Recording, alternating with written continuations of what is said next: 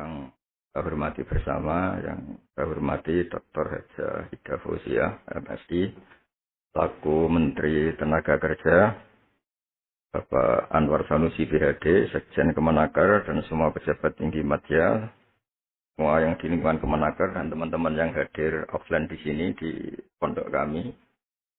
Semua yang saya hormati, semua warga Indonesia, semuanya teman-teman kita yang saya hormati. Saya insya Allah isi 15 menit, mungkin itu maksimal. Karena kemarin saya dibilangin sama mbak saya, Mbak Hin, staf khusus di Kemenaker, biar Bu Menteri ketika di Pondok Bahrul Ulum di Jombang. Saya tidak akan memberi nasihat banyak, tapi saya punya filosofi tentang tenaga kerjaan. Tadi sudah disebut bahwa nilai kerja itu ibadah. Agama manapun pasti setuju kalau orang mendapat rezeki atau mendapat kebutuhannya lewat jalan yang halal. Jalan yang halal itu biasanya pilihannya itu ya kerja, terus warisan, terus hibah. Ini penting saya utarakan karena saya nanti akan baca beberapa makalah yang diriwayatkan ulama-ulama top ya, kitabnya Imam Ghazali. Kenapa kita bicara tentang pekerjaan? Harusnya kita ketika dapat rezeki itu asumsi Islam, asumsi kebaikan. Itu to'amul wahid yafi'is. Jadi makanan jatah orang satu atau rezekinya orang satu itu normalnya bisa dimakan orang dua. Wa to'amusna ini yakfi arbatan. Normalnya rezekinya orang dua itu bisa dimanfaatkan, bisa mencukupi orang empat. Jadi kekacauan dunia ini dimulai karena jatahnya orang satu menghabiskan jatahnya orang seribu. Jadi gara-gara kerakusan itu terus sistem sosial itu menjadi kacau. Harusnya itu to'amul wahid yakfi to'amusna yakfi arbatan. Jadi jatah rezekinya orang satu bisa menghidupi orang dua ke atas, jatahnya rezekinya orang dua bisa menghidupi orang empat ke atas. Kemudian ini saya baca saja supaya tambah berkah beberapa teks tentang pekerjaan. Ini di kitab Ihya di halaman 85 kalau kitab saya tentang keutamaan kerja. Ini dijelaskan inna minadz-dzunubi dzamban la yukaffiruhu illal hammu fi talabil ma'isyah. Jadi bagian diredaksikan minadz-dzunubi dzunubun la yukaffiruha illal hammu fi talabil ma'isyah. Jadi sebagian dosa itu ada dosa yang tidak bisa dihapuskan oleh istighfar, tidak bisa dihapuskan oleh sedekah, tidak bisa dihapuskan oleh misalnya wiridan. Yang bisa menghapuskan dosa itu hanya kalau kita serius atau kepikiran, hamu itu kepikiran mencari maisha, cari rizki. Jadi sudut pandang itu penting. Jadi kita yang sedang istighosah atau kita yang sedang pengajian atau mungkin kita sedang jadi ustaz, melihat orang mencangkul, orang ke pabrik, orang di aktivitas pekerjaannya itu harus kita lihat bahwa mereka adalah orang-orang yang sejatinya sedang minta ampun sama Allah Subhanahu wa Ta'ala. Karena di sistem pekerjaan itu lahirlah satu variabel atau satu apa saja yang positif. Ada hukum sosial karena ketemu teman yang saling pengalaman. Ada ketergantungan manusia sama hal-hal yang halal. Ini yang paling penting. Ya, banyak orang itu jiwa itu karena pekerjaannya. Misalnya orang bisa hidup itu sebetulnya karena makan nasi, minum air itu sesuatu yang halal. Jangan sampai orang bisa berpikir, bisa tenang kalau minum narkoba. Misalnya. Orang bisa kerja karena digerakkan punya anak kecil, punya ibu yang renta, atau punya keluarga yang membutuhkan. Jangan sampai orang kerja karena digerakkan oleh keinginan bernafsu, karena hal-hal yang maksiat. Hingga status orang yang dagang misalnya atas sirusoduk yufsaru yaumal kiamati ma'as siddiqin wa syuhada. Orang yang dagang kemudian dia benar, ya, jujur, itu nanti makomnya, kelas dia itu bersama para orang-orang yang meninggal syahid. Nah, pahlawan-pahlawan. Ini penting saya utarakan supaya cara pandang kita terhadap beragama.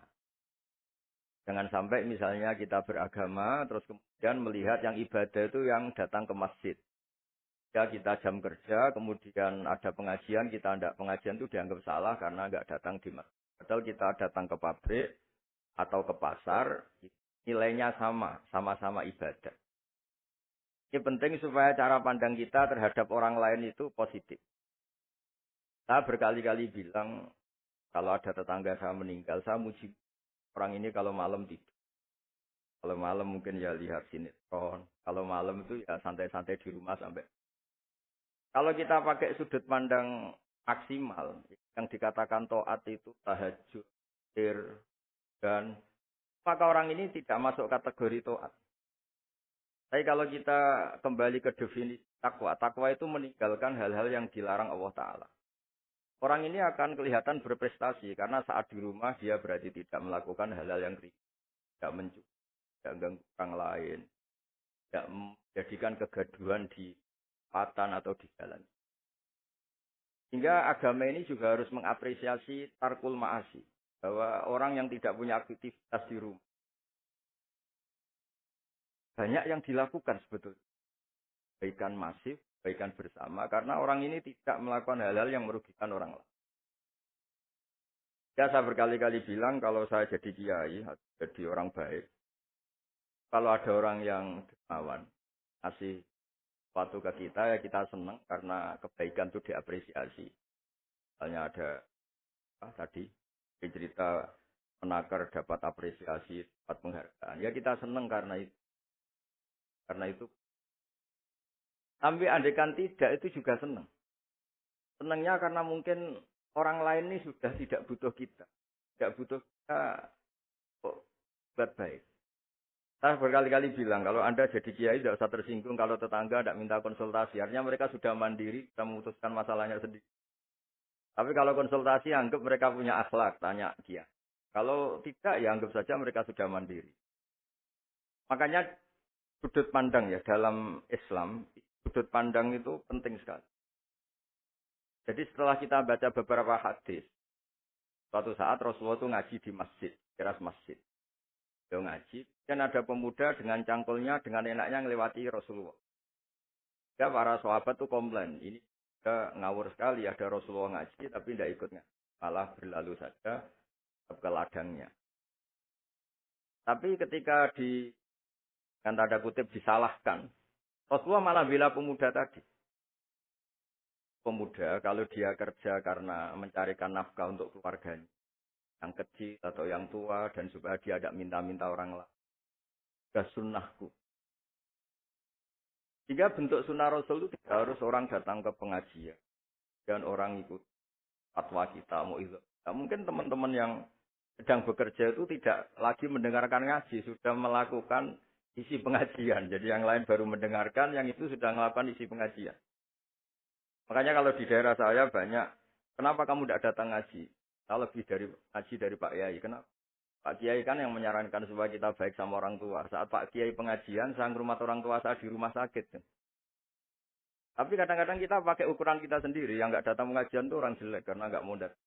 Padahal jangan-jangan yang sedang di rumah, itu yang sedang melakukan isi pengajian itu. Ya dia tidak datang karena ngerawat orang tuanya. Karena sedang asik dengan istri. Harus disebut bagian dari kebaikan. Nah, dalam kebaikan Islam, Nabi pernah ngendikan, "Fi ahadikum sedekah." Kamu kumpul dengan istri kamu itu sampai sahabat protes. Ya Rasulullah, masa ayat ti ahaduna syahwatahu wa huwa lahu ajrun. Masa urusan seneng-seneng sama istri dia dapat pahala. Nabi menjawab, "Alaysa law wada'aha fi haramin akana aliwis." Kalau pelampiasan syahwat itu hal yang negatif atau yang haram, dia akan dosa. Ketika meletakkan yang benar, dia. Jadi pahala itu segampang itu. Orang asik dengan anaknya, dengan cucunya, bercengkrama di rumah. Ya pahalanya besar. Karena saat itu berarti dia tinggalkan maksiat, dia tidak dengan. Nah, pekerjaan juga gitu. Mungkin orang lain dapat uang karena transaksi narkoba. Mungkin orang lain dapat uang karena kejahatan. Orang lain dapat uang karena menikah. Orang-orang yang bekerja luar biasa dapat rezeki. Itu harus kita apresiasi. Ya, makam orang-orang ini, makomnya, itu nanti kalau meninggal ma'asiddi wasyuhada. Orang-orang punya gelar asid. Gelar yang luar biasa dalam khazanah kewalian. Orang-orang yang bekerja itu nanti makomnya seperti itu. Itu adalah inspirasi kita yang luar biasa. Sehingga nanti kita tidak melihat orang lain itu, wah, uang kok kedudukan tok, orang orientasinya dunia tok, bekerja terus, ingin kaya raya, ya kan. Kita tidak boleh berpikir. Karena apapun banyaknya harta di tangan orang-orang halal, tangan orang-orang baik, pasti efeknya bisa melahirkan pekerjaan, bisa melahirkan kemanfaatan. Dan Nabi kalau musim dagang itu, dari 10 rizki itu 9 berkahnya ada di pedagang. Karena kalau pedagang itu sekikir-kikirnya pedagang, dia harus mengeluarkan uang, bayar supir, bayar satpam, bayar yang ngirim jasanya, dan sebagainya. Ya, uang tetap berputar. Tapi sebaik-baiknya Anda kalau tidak dagang, itu mungkin uang ditabung, uang mandek. Ya, potensinya itu ikhtikar. Ikhtikar itu menyimpan. Kalau ngelebihi kota tertentu, sekarang oleh. Karena saya nekun keilmuan agama, maka saya hanya cerita bahwa betapa Allah itu ngapresiasi pekerja. Nabi Dawud itu seorang raja, kaya raya. Tapi beliau tidak mau makan illa mingkas biasi, kecuali hasil hanya sendiri. Masyhur itu di riwayat, beliau seorang raja, tapi hanya makan kalau tembikar atau anyaman bambunya atau apalah. Pokoknya dari anyaman bambu itu terjual. Kalau hari itu nggak terjual ya nggak bisa makan. Padahal beliau seorang raja, saking ingatnya. Supaya rezeki yang dia makan, yang beliau makan, mingkas biati. Dari hasil karyanya sendiri. Banyak kiai-kiai guru kita yang secara lahir kaya. Tapi yang pondok yang untuk dirinya itu sekadar. Bahkan saking ekstrimnya di kiai itu ada seorang kiai yang pisang tanam secara halal dan di tanah yang pasti halal. Setiap makan yang rofahiyah itu ya agak hura-hura itu. Kafaroi dengan makan pisang itu. Satu pisang dibagi-bagi dan dianggap kafaroh. Nah, kenapa cara-cara publik itu banyak rofahiyah? Rofahiyah itu begitu. Mungkin kalau kita kiai kecil, atau tokoh kecil, atau siapa saja yang nasibnya kecil, mungkin kita muassis, kita pendiri. Misalnya ada kiai kecil, kampung tertentu, kita pendiri. Tapi mungkin setelah kita jadi kiai besar itu, jauh diundang masjid itu. Dan kemudian posisi kita mendapat. Yang menjadikan kita harus tawadhu seperti tadi syairnya Mbah Mus tadi. Tapi ketika kiai kecil pendiri masjid, tanah kita dipakai masjid, setelah kita kiai besar kok dapat uang dari masjid. Mungkin karena kita kuliah tidak pati pinter itu kelasnya jadi tokoh di pedalaman. Akhirnya kita mungkin apa di situ yang manfaat? Pikiran, air, apa yang manfaat? Kalau kita kepinteran malah jadi orang yang terus hanya dengan negara itu mendapat, bukan memberi. Nah, hal-hal seperti ini harus jadi motivasi semua pekerja. Menteri juga mentalnya harus memberi. Pekerja juga mentalnya harus memberi. Maka dulu banyak negarawan kita bilang hubungan Anda dengan negara itu sejauh mana Anda memberi sama negara ini. Dan berpikir sejauh mana negara ini memberi kepada kita. Itu yang diajarkan guru kita, orang-orang kita, bahwa hubungan kita dengan negara, dengan orang lain itu yunfikun. Yunfikun itu berkontribusi. Hingga saya ini termasuk kiai yang kalau ketemu orang yang terlalu baik sama saya ini saya sungkan. Karena hubungannya saya mendapat. Tapi kalau ketemu orang yang lebih lemah mungkin saya lebih pede. Karena hubungan kita ini memberi. Itu yang diajarkan al-yadul jazir. Bahwa tangan yang atas lebih baik ketimbang tangan di bawah. Makanya saya mohon menterian, semuanya lah. Kita hubungan dengan bangsa kita, dengan masyarakat kita, dengan rakyat kita. Hubungan kita hubungan memberi, bukan hubungan mendapat. Bahwa secara aturan atau secara kultur karena kita pejabat, kita kiai mendapat itu ya rezeki dari Allah yang kita terima secara syukur. Tapi sebetulnya komitmen kita sebagai bangsa, komitmen harus dicatat. Karena Islam mengajarkan ma'aliyal umur. mental-mental yang mulia. Mental mulia itu ya mental heroik, mental memberi, mental berkontribusi. Kan mental nyuwun mental hanya. Kan mental yang ma'aliyal umur. Kan mental yang saya mohon ini mungkin ya harus saya sampaikan karena memang supaya orang itu melihat bahwa pejabat itu mikir kita, mikir negara. Dan juga gitu, kiai juga. Makanya harus diartikan mereka itu berkeras untuk. Jadi kalau kita orang yang mungkin agak nyun sewu, agak dengki atau agak hasut berpikirnya tuh enak jadi pejabat, enak jadi besar, enak jadi ini. Itu jadi kita repot.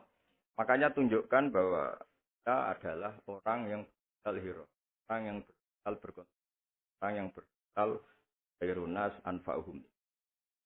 Yang terakhir, karena tadi banyak yang baca puisi, banyak saja dan saya senang sekali, tapi saya mau cerita tentang keunikan dunia-dunia wali. Itu ada seorang wali jadi pegawai penjaga kebun. Padahal seorang wali, dia penjaga kebun anggur. Jaga kebun anggur, karena dia wali hanya jaga aja. Tahun-tahun dia jaga di situ, mungkin 10 tahun. Suatu saat majikannya datang. Saya ambilkan anggur terbaik, yang paling manis. Karena dia agak pengalaman ngambil yang merah merona. Yang tidak kehitam-hitam diambil. Ternyata kecut sekali. Masam sekali. Majikannya marah-marah. Kamu kerja di sini 10 tahun tidak pengalaman. Harusnya kamu bisa membedakan mana yang manis, mana yang masih masam. Ya, saya ini kan kiai, jadi tidak pernah ngambil sesuatu yang tidak hak saya. Nah, kira-kira kalau Anda punya karyawan seperti itu tuh bingung apa enggak?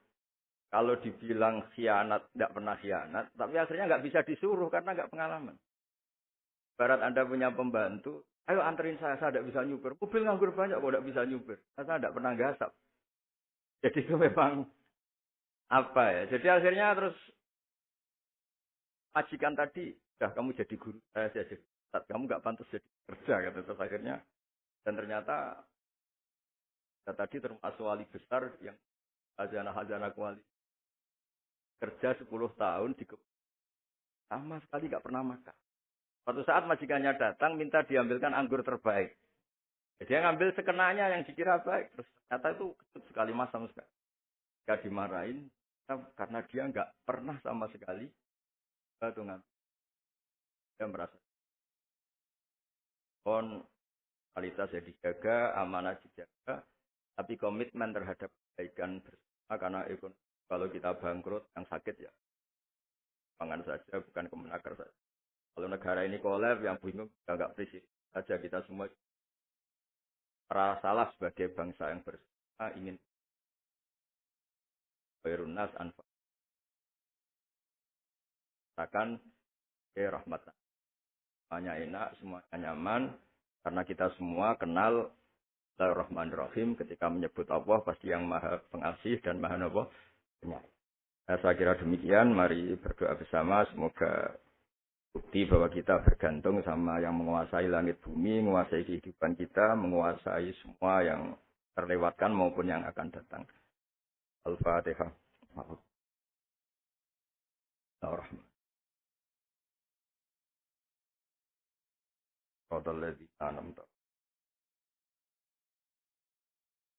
Ahmaduka ya ghafuru ya syakuru masalli wa sallim ala al-bashirin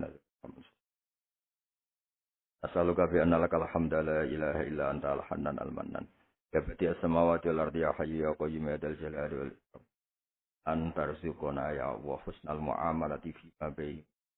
Waj'alna aminin mutmainin alladzina la khaufun 'alaihim wa lahum waj'al baldatana ya baldata indu mutmainnat. Ya'tina ya wa rizquka rahatan warzuqna insyirahus sadri laka. Warzuqna salimin ghanimin wa'afin min kulli bala'id dunya al-akhirah. Rabbana atina fid dunya hasanah wa fil akhirati hasanah. Sallallahu ala sayyidina Muhammad sallallahu alaihi wasallam. Subhana rabbika rabbil izzati amma yasifun. Salamun alal mursalin. Alhamdulillahi rabbil alamin.